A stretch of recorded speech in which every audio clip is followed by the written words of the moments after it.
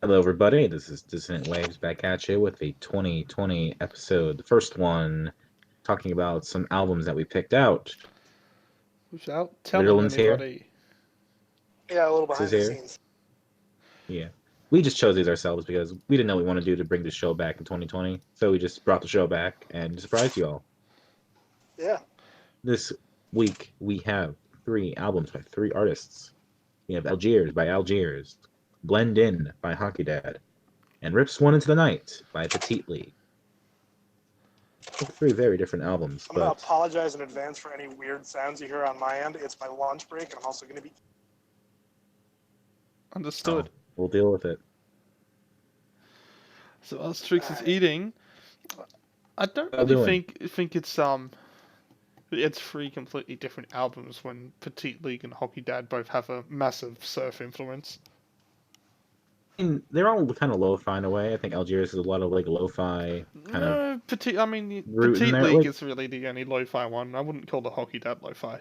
Maybe the early or, stuff I would, but this one is definitely quite quality, like I hi-fi guess not produced. lo-fi in like literal lo-fi, but like kind of like in some of the effects that they use and some of the like the. Maybe on the closer, but anyway. I don't know. I'm on a music podcast, so what do I know? Yeah, we don't talk about music here. Not really. This is a Minecraft podcast. This is the Too Easy Steve. Keep History Podcast.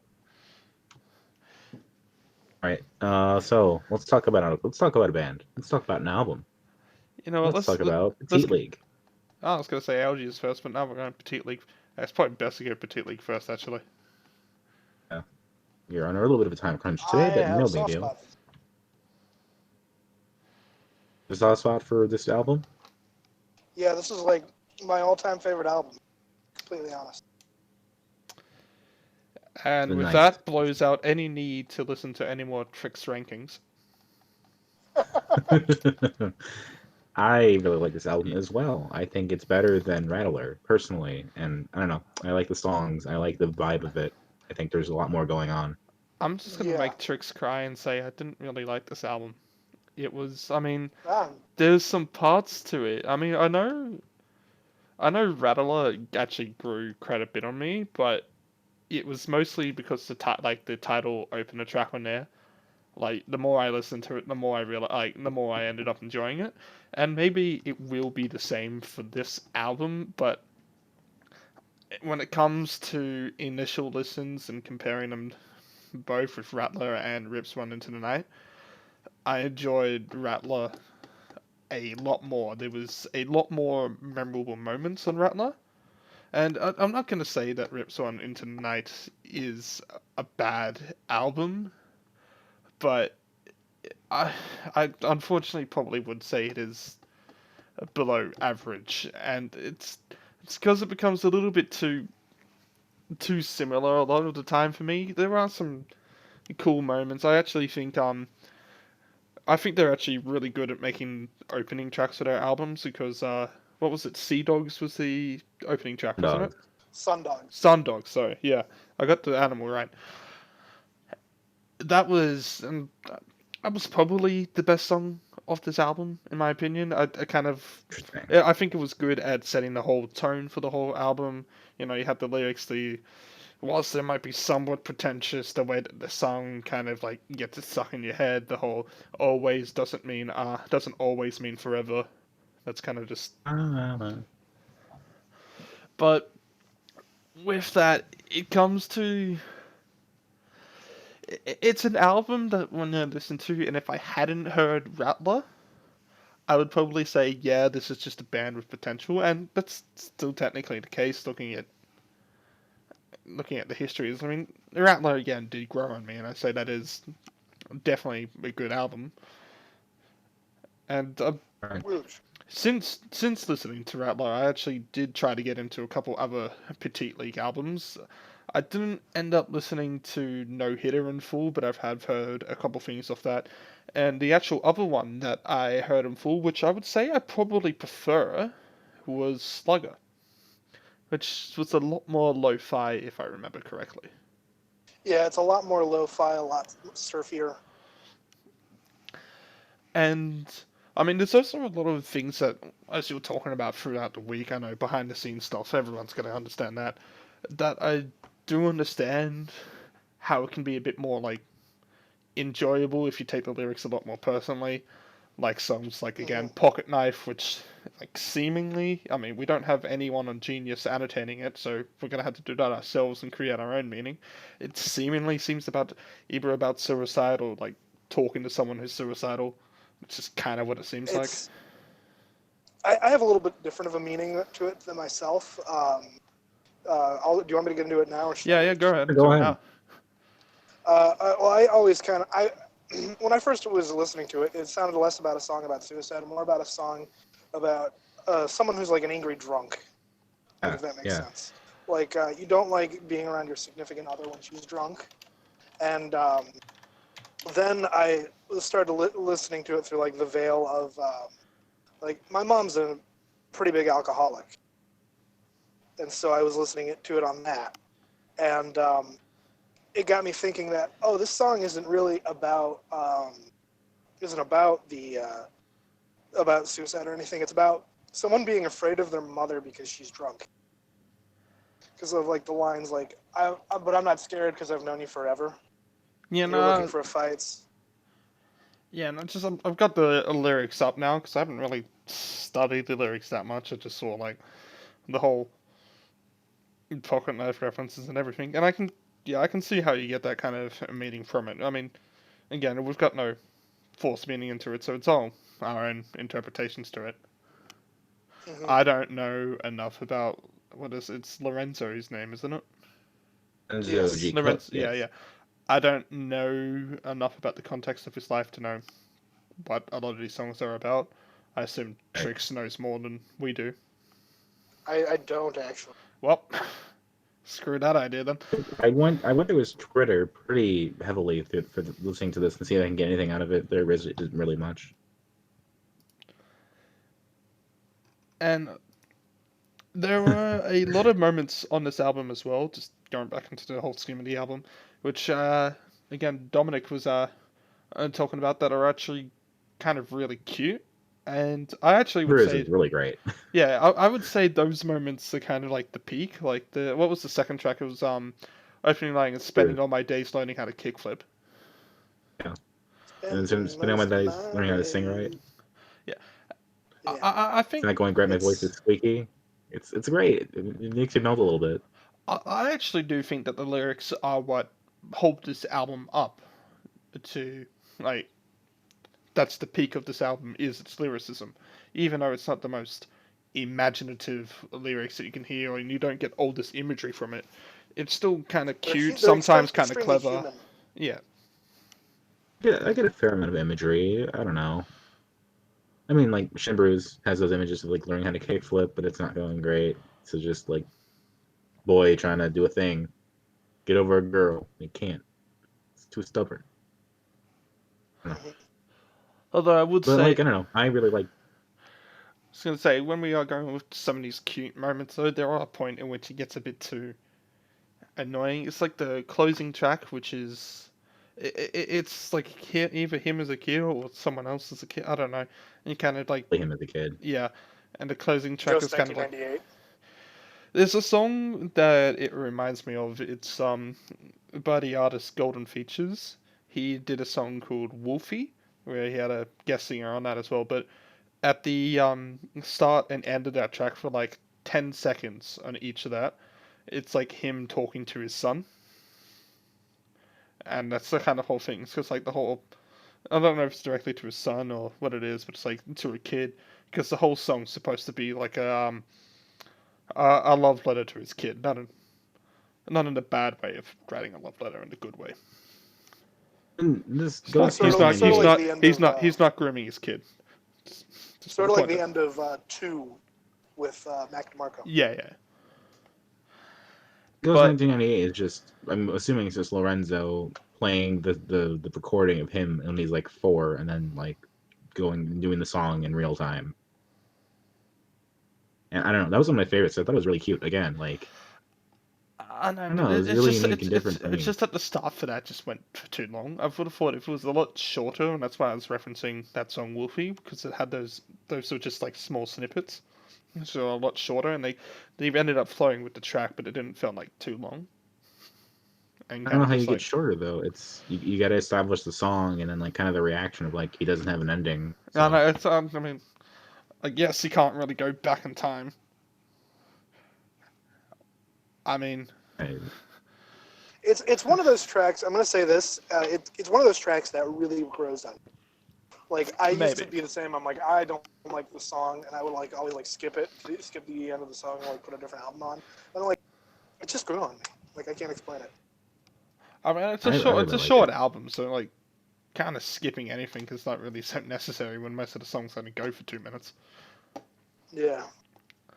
But I think he tries a lot on this album too. That's interesting. I think like Devil's Boy being a little bit harder and kind of has like a little bit of a drop even is really Yeah, cool. that's a extremely fuzzed out. Having it telling like a storybook kind of like story about, excuse me, about like they got married in high school and can't remember the story now. They But were just like married in high school. mother or something. I don't know. It was just She never told her mother. yeah. It was nice. It was different. It was I like a good amount of variety in the albums that I listen to and not just one thing over and over. Which I think Riddle and you kind of are hinting that that's kind of what you view this album as, which is fine. it's almost like But like, even super like subjective. nothing. Like nothing where it's just the chorus is like ain't scared or nothing. It's kind of I don't know. Like I don't want to just keep calling it cute because I think it's a little bit demeaning even and kind of like not Well, really giving the full weight to the album. But like it's kind of cute and it's kind of like I get it. I don't think labeling this as cute kind of takes away from the album because it does have that kind of whole childlike atmosphere to it. Yeah. So, I mean, as much as I don't like that the closer because it goes for too long, it definitely does fit on the album. Like I'm I not was denying mentioning that that it just goes too long for me to really enjoy it, but it definitely does fit because this does have like a kind of whole like childlike sound to it or atmosphere. Even thinking if about even if Trix is right with some of the lyrics being about and something and they become a lot more like darker childhood, but still kind of more of And a childhood vibe to this album. I haven't even gotten to like my favorite track yet, which is Reclusa, and that it has some of the darkest lyrics on it. Which what's I'm about just it. getting at right now. Stay woke. Oh shit. Yeah. That's It fucking immediately that's dates the album, but that's fucking deep, man. it immediately dates the album, but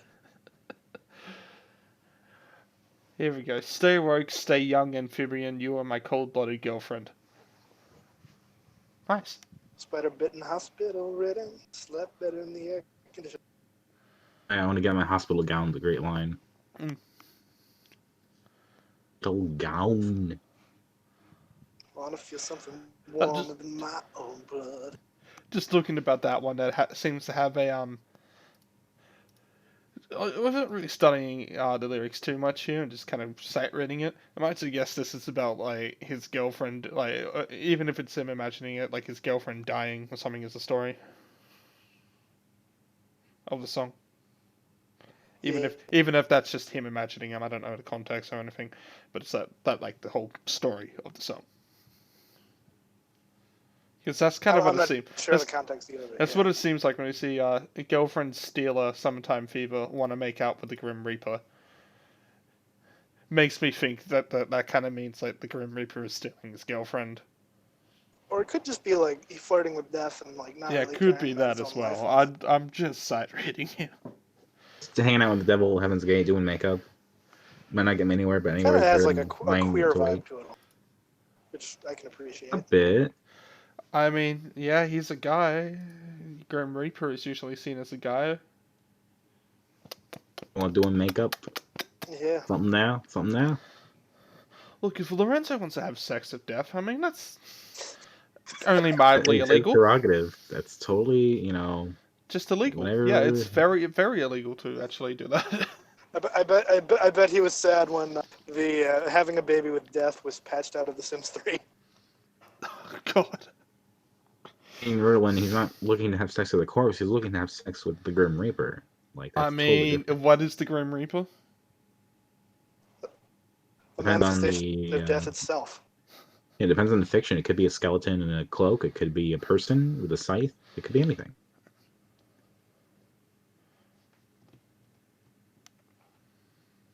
Makes me think Say to that.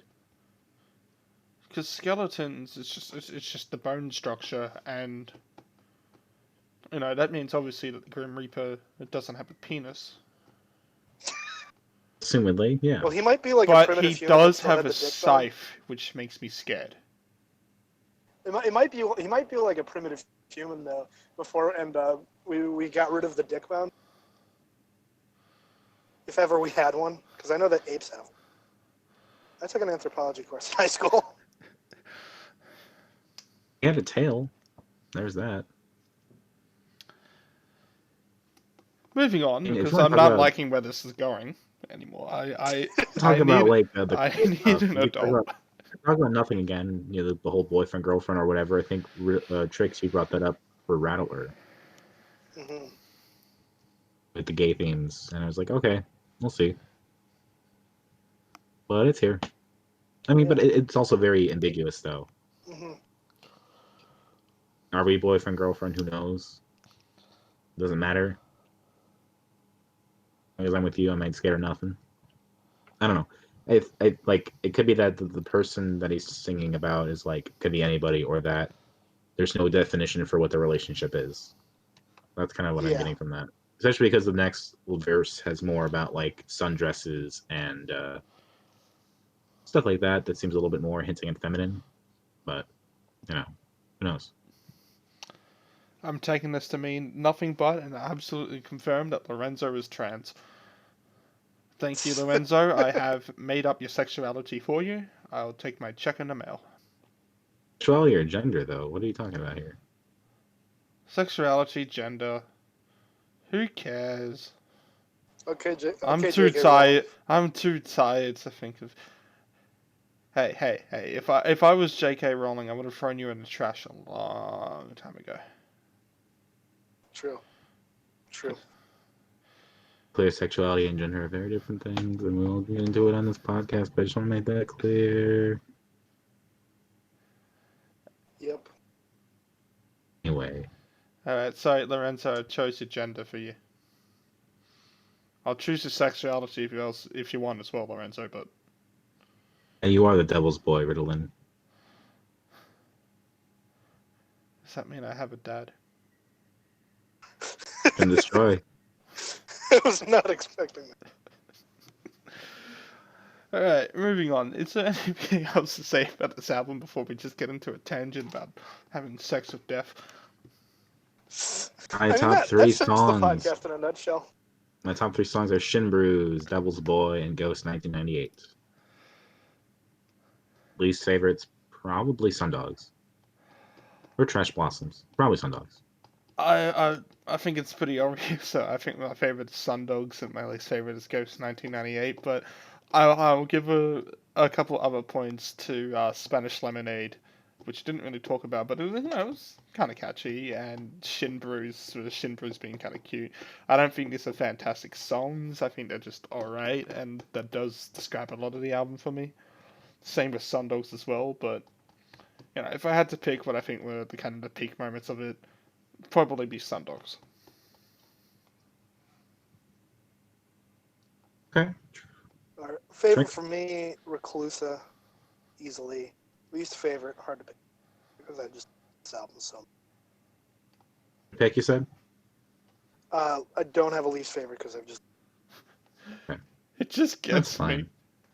fine. This is your aeroplane over the sea. It is. Jeff Magnum will now come over to your house and beat you up for this. I will Although take he that. didn't come over to my house after I said avalanches were better, but that might have been because of all the sexual things I said I was going to do to Jeff Magnum. It might be. He might be a little bit more worried. That might be a good idea on Jeff's part. Manga featuring a Petite League song would be great. I'm just saying, like, I'd love to see that. In the airplane over the Sundogs. It would just be a third In version the of Ghost airplane over the 1998. baseball field. Just play Ghost 1998, and then he'll sing his version, and then it'll be like another 30 seconds of it. It'd be great. But anyway, let's Moving talk on. about the Algiers album since you wanted to talk about it, and that was my choice, so I'll say that. We'll talk about it. Algiers by Algiers. This was an album where I downloaded a couple singles because I think they were free on iTunes, and then I liked them, and then totally forgot about them. I didn't listen to them until we decided to do it for the episode, and holy shit, it's a really great album. Matt Tong can bang the drums, and he can also bang. Okay, I won't get artists to sexualize me. Hear real life I'm gonna slash be fiction honest. elsewhere. I be honest, I Trey. just To love be Matt honest, Tong's drums. of these albums, it's probably my least favorite. Here we go, controversy time. It's not a bad album at all, but I just enjoyed Hockey Dad a bit more. I mean, I think I know what your problems with this album are, because I have them as well, and I really do appreciate this album, but there are a And for lot people of who have moments. There are a lot of moments on this album where it kind of just drones for a little bit there, and it just feels a bit longer than it needs to be. people who don't know Yeah. Algiers, it's like industrial soul punk, kind of. Like Although, there's got like a lot of gospel roots and a lot of industrial roots, and like some rock in there too, and some like atonal stuff as well. this is There's a very lot of things important to going note on. as well, because I listened to the Algiers album on the way home, and I can now confirm that the distance and time between my office and my house is the length of the Algiers album. So Exactly. like Good 45 enough. minutes. Exactly. The second as I pulled into the driveway, album finished. And for me, on Spotify, the ad break likes to come in between In Parallax and Untitled, which is just like the second part of In Parallax on pretty much everywhere else but Spotify for some reason. So when it does that transition, the ad likes to break in there. This is why And you like that's like download the best music part of the album. illegally, kids. Or you One just of the best parts of pay the album. for a service like I do. I pay for both Spotify and Google Or- Play Music. As I do, pay for Spotify and buy the CD. As I hold up the CD of the Algiers album, as no one else can see because I don't have a webcam on me. It's a good album. You should have it on CD. You should have it I on do. vinyl, probably. If I could find it on vinyl, I would. I like the album. Look, Not my favorite. I can at least say I have one of these albums on vinyl. I have one of them on vinyl too. Oh, you had the Hockey Dad as well. There's no way you had the Petite Yeah, I League do. one on. Yeah. Everyone has vinyl. Yeah, But okay, get let's fucked, Dominic. talk No, about this. no vinyl for you. I think everyone's kind of like primary reaction to this album probably starts with like Blood, because Blood is like the song. yeah. It is like, if you know Algiers, you probably know Blood because that was like the one. I think it was like in a trailer for Assassin's Creed Origins. I think I saw that and it reminded me that Algiers existed again, and then I forgot again. Yeah, that's like one of their first singles. It is super great. A lot of just like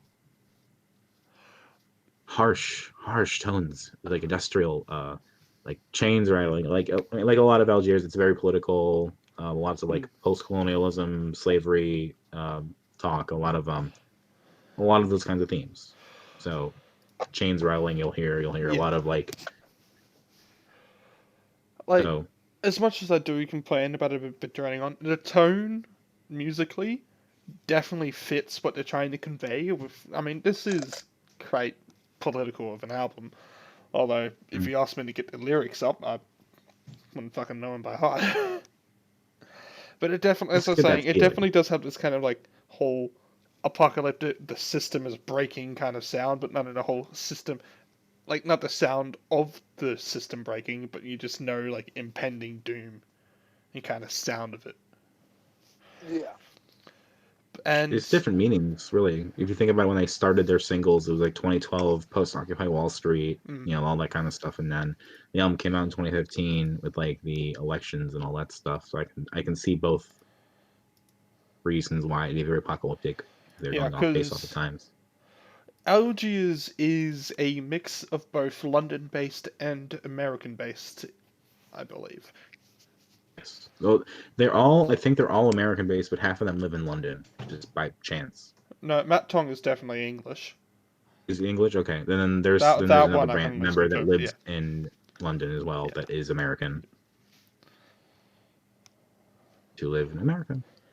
And So then that does work in their favor as well, because I know we never ended up covering it, even though we were supposed to. But the album I'm going to actually reference here is the Tropical Fuckstorm record, A Laughing Death in Meat Space. Where now albums that are consistently about one side of politics end up getting quite boring. However, it kind of works in your favor when you have people from different countries, and you can start to get an album that has politics from all around the world, and it starts to be a bit more varied about that, because every country has its own problems.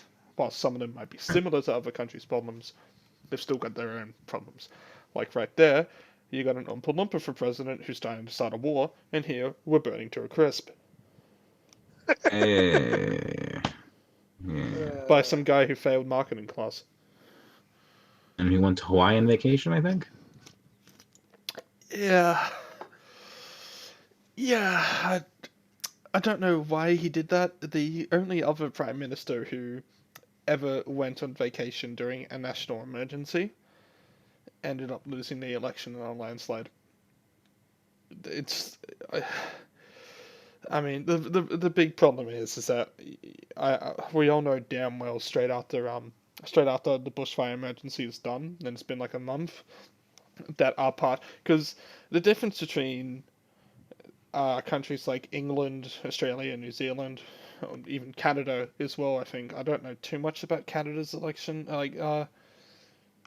kind of political government, but I assume they got a pretty similar one because they're still in the Commonwealth. Hmm. Is that in America you elect a president, and then the president pretty much chooses the whole cabinet. You also do have a Senate and a House, which is also related to it. But when it comes to leadership, the only way that a leader will go is via impeachment and then conviction. Here in countries like Australia and England, which both of us have been doing this quite regularly, the leader is not elected by the public, the party is. So we pretty much have a Senate and a House, like as you do, and that's it. That's all we vote for. We don't vote presidents or anything like that. We don't vote governor general. And we ended up, for some reason, voting a majority Liberal Nationals coalition in, and then they chose this guy in. And then a month after everything is fixed, they're going to go do a leadership spiel, and we get another guy that we didn't choose. Fun. Yeah. So everyone has politics and elections systems that don't really work as they should. Yeah. So in America, we can blame like enough of you for being dumb shits. Here, we didn't get a choice. Like we chose a party and we're dumb shits of that, but like we didn't get a choice. The electoral college, where every state's assigned a random number based on population. We technically had a choice. I know And how that's the real vote that matters. Oh well, I mean it's kind of similar here as well, because like my vote doesn't actually matter because I live in a safe seat. So fuck, who cares? So I can just draw dicks. Wisconsin, I can just draw dicks Ohio. on the paper, and that pretty much has the same weight of votes. Yeah. Anyway, this has been politics. How often do you spoil your ballot? How often do I spoil it by putting on dicks? Yeah, that's spoiling the ballot. We don't have that option in America. No, because in America you can just not vote. Yeah, but there's not In spoiling fact, the ballot has like a different it's a different kind of thing to it, because like they get the fucked up ballot that's spoiled. I mean, the you fun in actually Harambe. is People have done it. Yeah, I don't actually waste my vote most of the time unless there's literally no one. I mean, I can because there's usually no one in my area that's worth voting for. because no one campaigns here. It's been like, if you go through the history of my electorate since its inception, it's only ever been one party that's been voted in. I think for a total of 5 different people over like 100 years. It's something insane. But actually, to answer Trix's question, in a better way, my primary school is a voting booth, and one year they hit a record for most dicks, different papers with dicks on them. 17.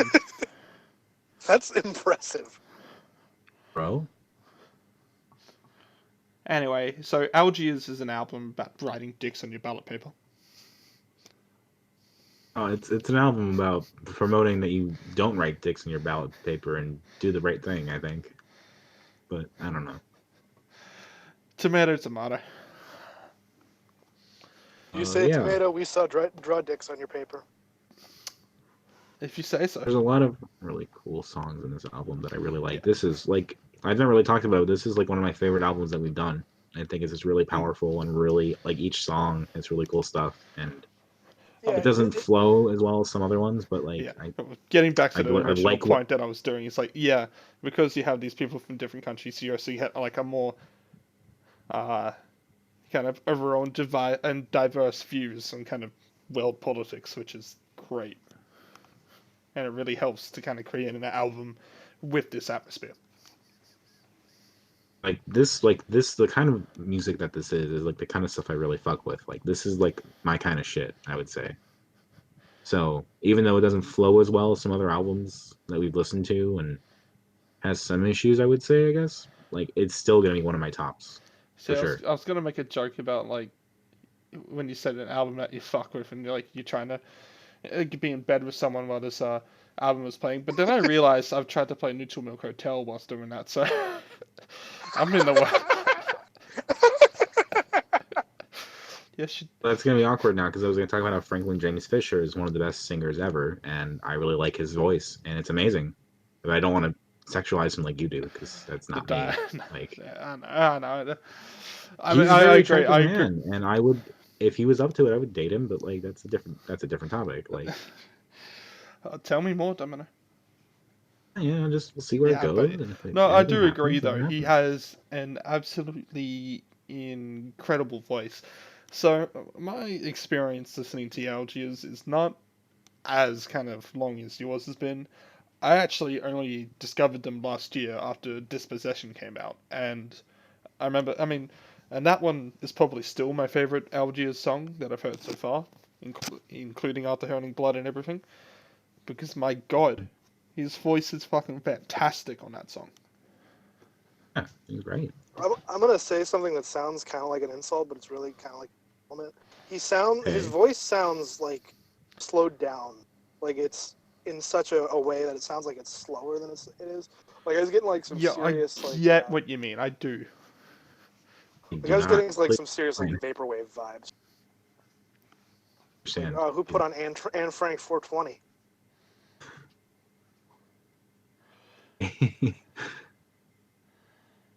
Sure, I never really got that, but okay, sure. And Like, oh, but Maybe I'll that's do not it like now. an insult or anything against him. well, this is also a very other important thing about listening to Algiers music, especially listening to someone who has a voice like this. So obviously, like I talk sometimes about an artist that's really popular that's from here. You know, Tones and I. You probably heard Dance Monkey at this point play it somewhere if you go on grocery shopping, because apparently it just plays everywhere now, in every fucking country. And I realized that the thing that I kind of hated about her a lot, like in her music, was that she oversang and cried a lot. Like she had the ability to hit these notes and kind of sing with a strain. It sounded like she was oversinging quite a lot. And in the Algiers frontman, because I forgot his name already. James Fisher. Yeah, he does not oversing everything. Like when it needs to become that kind of loud, straining his throat with how much he's gonna have to sing that note. He does it, but he doesn't do it constantly. That it makes everything feel underwhelming. Like his voice has range, and he does a lot of softer stuff. He does louder stuff. Like Games is a really kind of soulful, quieter ballad type of Yeah. song. And when we have reality shows that are based off singing, like the old Got Talent, X Factors, The Idols, The Voice, American and Idol. stuff like that, where every contestant has to show how much they can sing a song to the point in which they oversing everything, we kind of forget just how important range is. Hmm. And this is an album that really showcases how good range can be. Again, I do have some problems with this album being a bit too slow at times, and sometimes a little bit boring, but there is still so much in this album that I am still impressed by, and just realize how good that is to have in an album. Like, yeah, it's a debut. It's kind of just like Yeah. the first attempt at like going for it and like doing everything you can. I mean, maybe they overshot some of it. Maybe they went too long with it. It's like the first attempt. So I Yeah. think for like a Oh, debut, it's for really, for a really debut, impressive. it's fantastic. Oh yeah. Yeah, it's like I think few debuts can be this good personally, but there's probably a bunch that are better. I just haven't heard them. Block Party, Silent Alarm. Matt Tong was on a better debut. We'll see. We'll get there eventually. Silent Alarm, one of the best albums of all time, if not the best album of all time. Fight me. Everyone fight me. Don't even fight me about that, just fight me. I haven't 1v1 even heard it. 1v1 me sees. You never heard it? I don't think I have. Okay, so favorite songs. Yeah, Blood is obviously the favorite. There's no doubt about that. Despite that actually being one of the longest songs off there, listening to the kind of harmonies on that is just fantastic, and I'm just loving his voice on that. I would say, In Parallax actually is probably my least favorite. Okay. I'm gonna have to agree with that. I think for me, Blood is up there. I also really like In Parallax, especially because of that transition into like what on Spotify is untitled, but it's just like the last 2 minutes of the song. It's Like, untitled on oh, that is Google. okay. Well, it's an incredible transition just to like a just cacophony and just like kind of like an angel singing kind of thing, and then it just kind of comes back to earth. And it's really good. It's just really fucking good. It really hits you. I at least it does me. If I had to pick a least favorite, that's hard. I don't really have a least favorite. I'm just gonna pull the tricks and not have a least favorite. That's gay. I'll say a random one if you You're really want gay, me Mr. to, but Domino. That's not an yeah, insult. I am. Thanks. I'm just telling the truth here, because this is all about love and acceptance. This is a loving, accepting podcast, despite what Raylan says every other week. Fuck everyone. You too. Anyway, let's talk about Hockey Dad, since you brought it up. Great album. Social Did you say Anxiety yeah, for your 40 favorite? minutes, everyone. This is my jam. This is always my jam. What it's about? It was a real good album. A lot of songs on here are definitely about social anxiety. Just getting up the track list right here. So, definitely the big ones which are about this. So, I'll get a bit into the album first, because I remember this. So, this is the sophomore effort from Windang, which no one here has ever heard of that suburb. Most people in Australia haven't heard of that suburb. Duo surf rock alternative, kind of a little punk, but mostly surf rock, indie rock. A duo Hockey Dad, which this album Blend In, which I mean, if you can't tell what the album's about after that title, then there's probably no helping you. Staying at the Blend In. Interesting enough, the photo that the album art, I believe it's actually the house where they wrote and performed this album, like recorded. I think that's what I heard as well. It gives me like American football vibes. Except for the sound. But yeah, so songs Just here. just the album cover. Songs here that are definitely about social anxiety and not feeling like you belong. Homely Feeling is about not liking where you are and wanting to go home. I Want to Be Everybody is about not being able to fit in. Join the Club is about is hating trying to fit in with societal pressures. Disappoint Me, that's the song I relate to a lot. That's about trying to hang out and be like fun and everything, but just realizing that every time you go there, you can't do shit and you disappoint people. I do that a lot. On this podcast, Yeah. Yeah. the life of the party. And Stalker is, I'm pretty sure it's about like liking someone but being afraid that you're kind of stalking them and you're seen as a stalker. Oh, really? I thought that one was more about. I think that's what hitting it's a about. groupie. Hitting a groupie, it might I be. got. That's what I got from it, but I could be wrong about it. I might be Okay. thinking of something else. I'm looking at the lyrics now. Maybe. It's the line is I don't want to I don't want to be anything but a stalker or something like that. And then there's Want to be anything but a stalker, so he wants to be a stalker. Yeah, it wants to be. It's Okay, anyway. man. Okay, I completely got this wrong. And then you also have songs like Whatever, which is about that's pretty much about being depressed, that you just like you don't care. You have songs you have songs like Danny, which is about your friends moving away. So like, we talked about a little bit. Yeah, there's a lot of people who think that it's also about like someone that he was in love with. They like the actual theory is that it's about the guitarist of Dune Rats, who's also named Danny, and because Hockey Dad and Dune Rats are known friends. Yeah, this is on the Genius page of it too. It goes into it. But It treats it as fact. on the Ask Me Anything, he talked about how it was a friend. He ended up changing the name to Danny, who moved away when he was a kid. So, and I think that's a bit more in tune with this album, when it's like the only people that you're kind of friends with move away, because it's not always true. Because the actual fun thing about the Hockey Dad duo is that they haven't just to show how close they are as friends. They are both from the same street.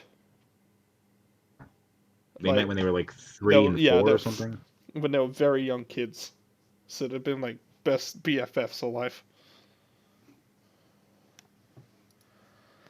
The achievement, I would say.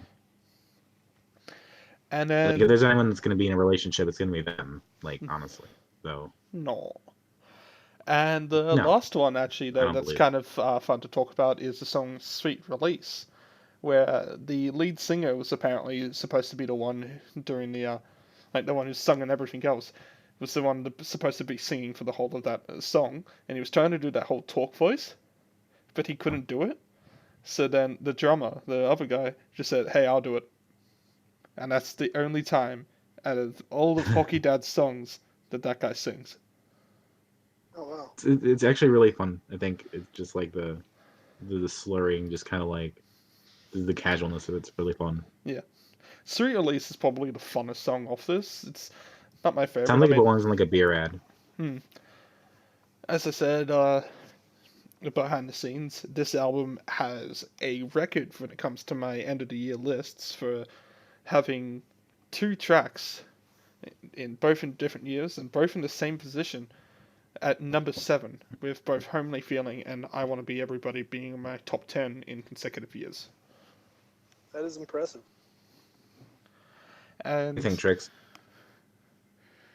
Yeah, Tricks, you go. I haven't really got anything to say.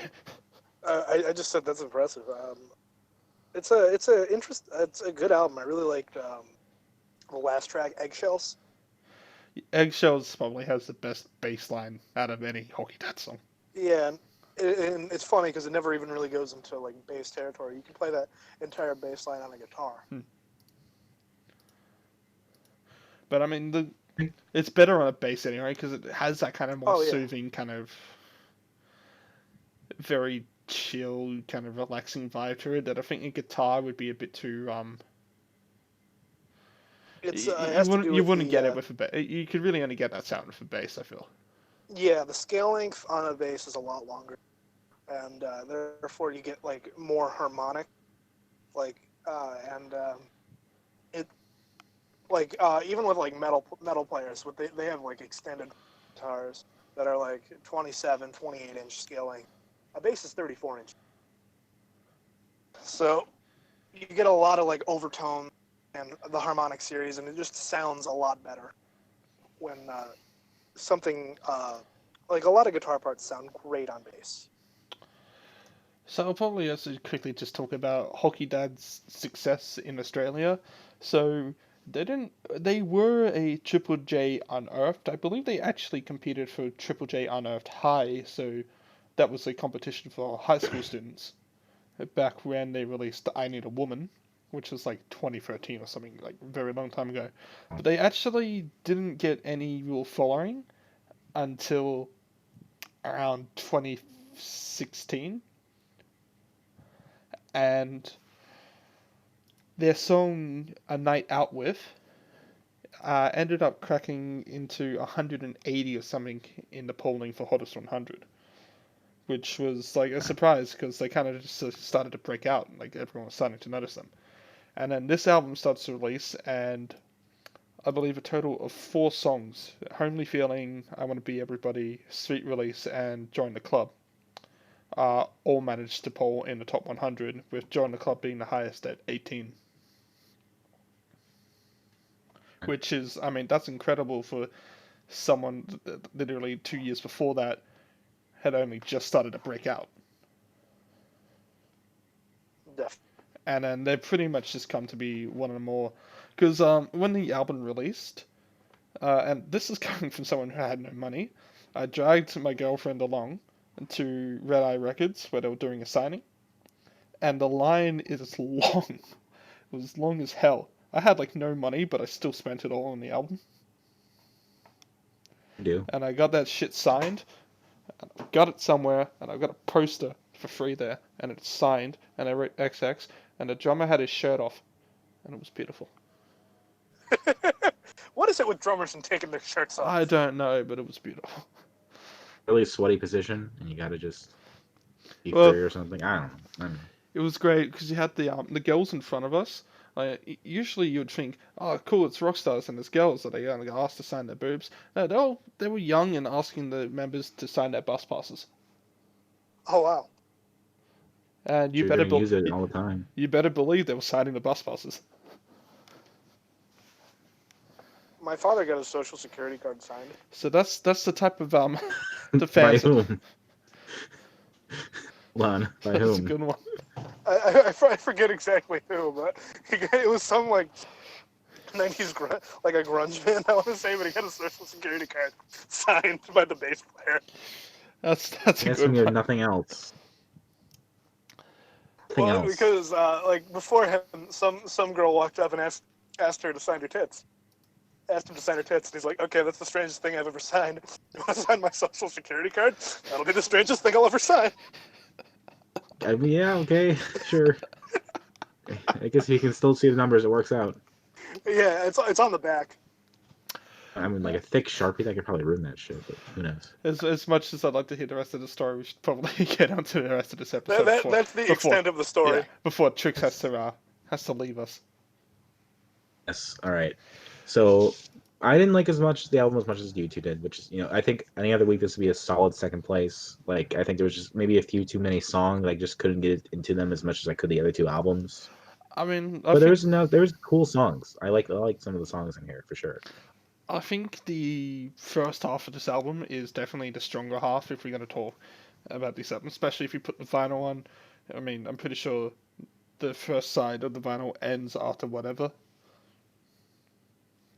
I really like Danny. I really like Sweet Release. I Want to Be Everybody's the other song that comes to mind really quickly, so that's good too. Yeah, I Want to Be So Everybody that's, is yeah, and I definitely think up there with one of the best tracks, but I think I stand by that Homely Feeling is like one of the best tracks of the decade. Because It's My good. Stride's my least favorite. I don't remember it as much, but that's just because it's also the first song and everything else comes after. So I personally think My Stride is one of the most underrated tracks off this album. They hear it again. I don't know. Especially because that Maybe Stalker is also not my favorite. the opening guitar riff to the album is just great. Which is the one where they cough on it and they say fuck. I'm pretty sure that's Sweet Release. Okay, yeah, okay. Yeah, when it starts off with the. Yeah, I'm pretty sure that's Sweet Release. Yeah. I mean, Okay. Sweet Release definitely wins the award for the funnest song of this album, though. And that's one that is, because I've seen them live, and I'm seeing them live in 4 days.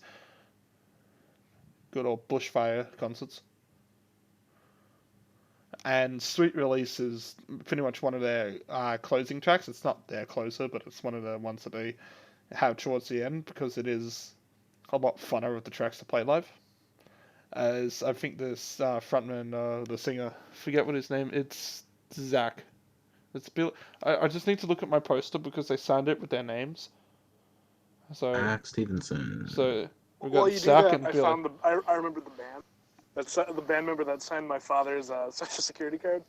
It was Doug Pinnock of King's X. Okay. X was a band. So as Zach stated, I believe, and had Ask Me Anything, is that he likes playing Sweet Release live because he doesn't have to sing. That's fair.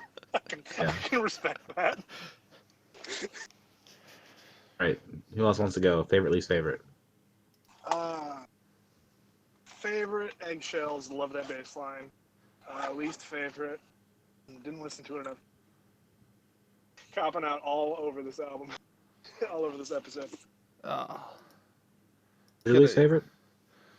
Didn't have a least favorite. No. Okay.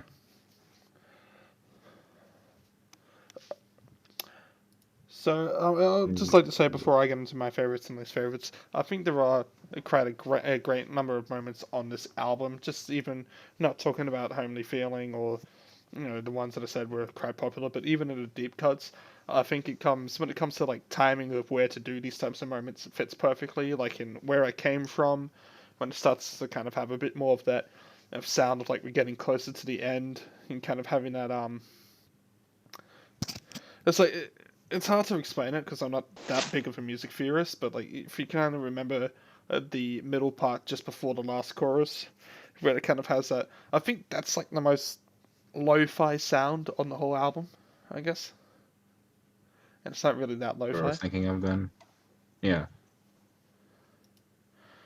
And I think this throws around a lot of cool ideas that they execute well. And I think it is a very consistent album and good album. I'm not going to put out and say that this is one of the greatest albums of all time. I do think its peak is quite top, but I do think there's also some other moments on here which are a bit kind of like, yeah, it's a bit overdone or a bit tired. And as I go into my favorites and least favorites, you're probably going to hate what I pick as least favorite. Favorite, obviously, I'm going to pick as Homely Feeling, although I Want to Be Everybody is probably a close second. And I'd say my least favorite, and it's not that it's bad, but I think it's kind of boring and it's kind of just doesn't really fit the album as much. It's probably Danny. Yeah, Danny. Yeah, you mentioned it before. Yeah.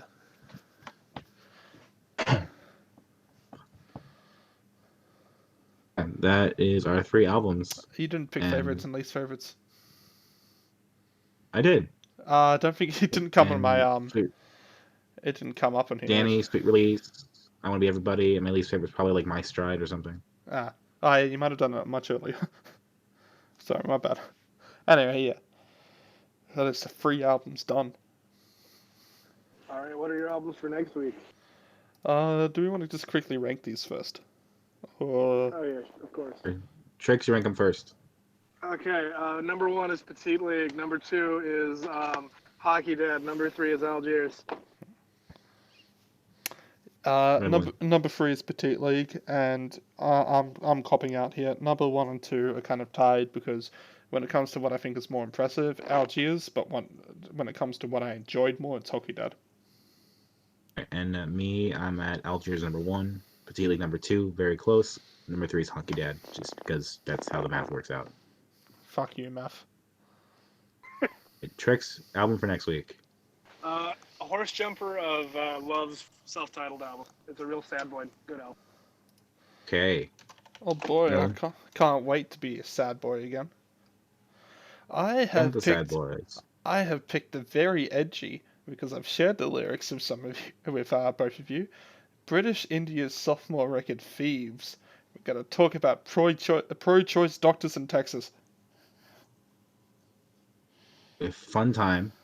Also fun because my choice is Of Montreal's debut album, Cherry Peel, which I didn't plan it, but both Algiers and Of Montreal have albums out this month, and so it'll be great to compare when we get to those some point this year. I just want to say that with one of the options that I had for choosing what I did next week, you complained that it sounded too horny, then you went ahead and picked an Of Montreal record. Barnes makes it sound better.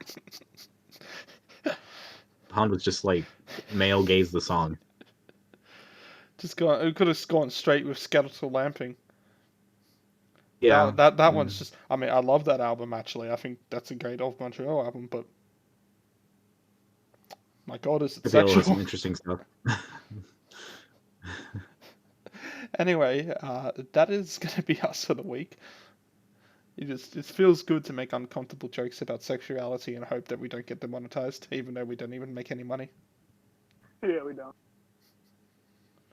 Just YouTube runs Right. ads on our videos because YouTube is greedy. Yeah. Or not. Dominic, you can catch me at DACICHOCKI on Twitter, and I also write stuff at tiltedwindmillstudios.com. You can follow Dissonant Waves on Twitter as well, at Dissonant Waves. I am Ritalin for Kids. You can catch me at my website, ritalinforkids.github.io. I also have a YouTube channel, which I might actually start posting some stuff on there because I'm working on a new project. That's it. All the time. I don't know how to make my tone sound like I'm ending a sentence. Tricks, take it away. I've been Tricks. You can catch me at Procrastinaut _ on Twitter. That's procrastinating. And on YouTube, and I do guitar videos and shit. Moon. Gonna be hard to find me. Search for like Moonchild, right? Moonchild. Right. Paris. Watch Tricks crash a that- car with a bass in it. I did that, okay? Yeah, but did you record it? Not get it on video though, because I was insurance. It wasn't intentional. And, you I know, have things to go happen. back to work. Crashing your car to get the insurance Alright, money that's to been make Dissonant to buy another bass. And all my insurance money all went to my current car. Oof. Anyway, that's been Dissonant Waves of the week. Dissonant Waves. Bye. Have a great day, night, everybody.